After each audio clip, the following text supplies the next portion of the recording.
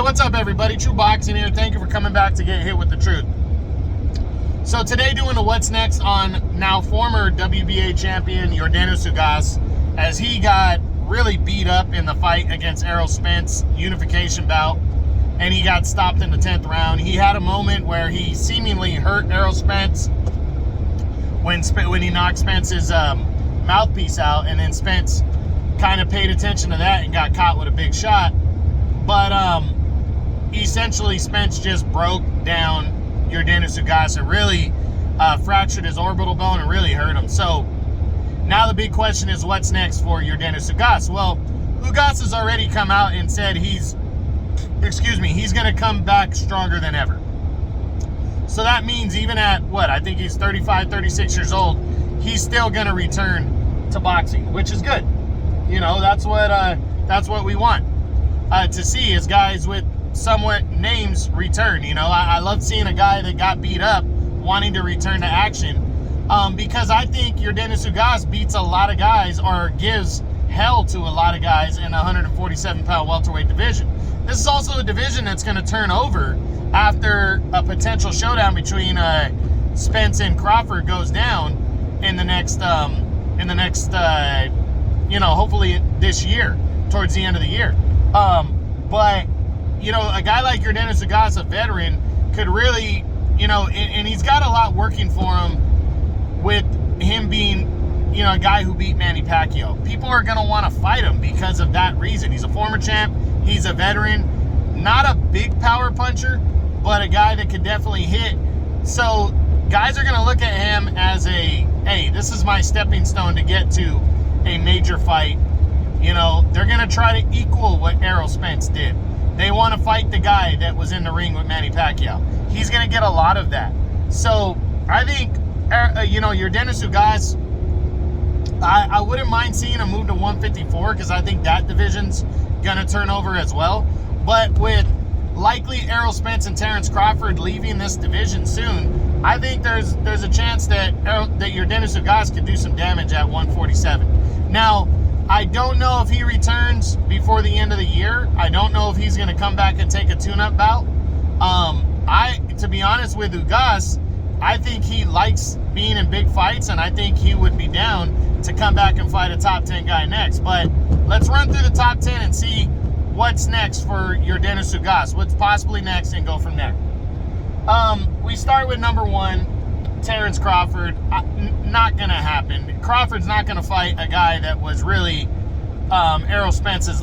This is the definition of leftovers, in my opinion.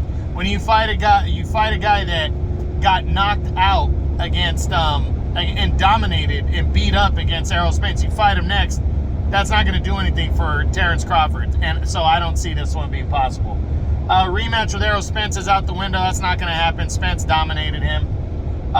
Danny Garcia, not likely.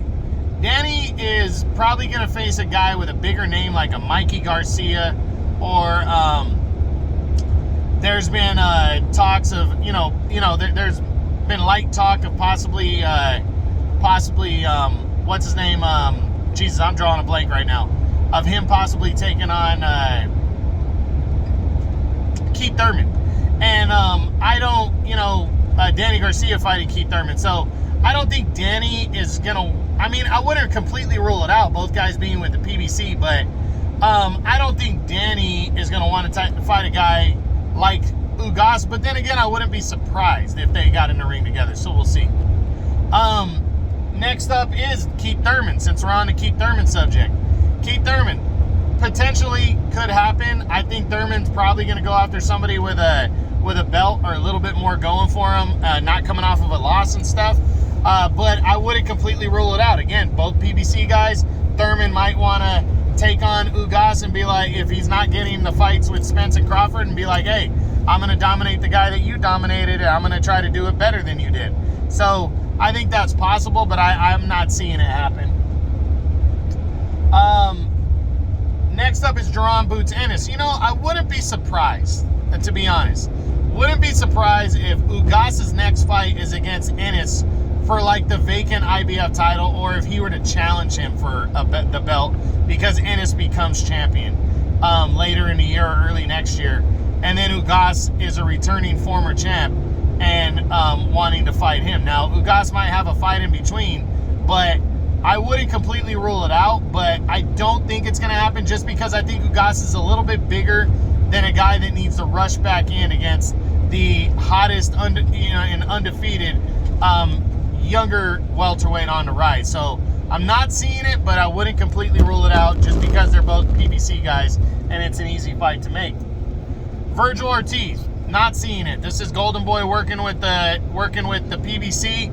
I don't think Al Heyman would want to put his guy Ugas in there against Virgil Ortiz when Ortiz would come in the favorite, and they would, and I just don't think the promotions will work together.